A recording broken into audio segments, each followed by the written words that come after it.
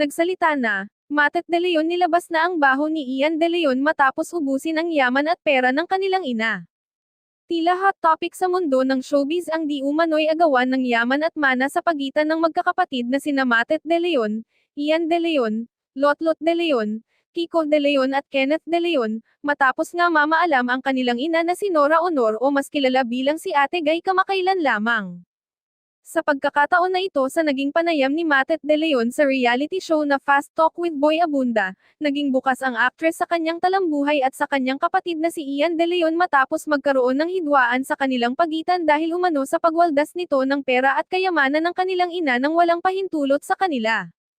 Ayon kay Matet, "Actually Tito Boy, hindi ko in-expect yung nangyayari sa amin ngayon nung mawala si Mama. Halos hindi pa din kami makapaniwala sa bigla niyang pamamaalam sa ngayon puro pagdadalamati, stress and anxiety ang nararamdaman naming magkakapatid, sa punto na ito ay unti-unti na din na dumadating kami sa punto na mag-away-away kami sa paghahatian naming mana kay Mama.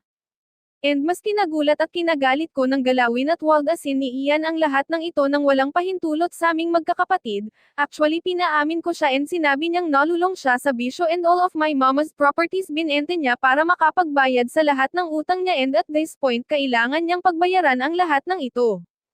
Sa kabila nito mapapansin nga din sa Instagram account ni Matet na tuluyan na nitong inunfollow ang kanyang kapatid na si Ian De Leon matapos pumutok ang isyu na ito.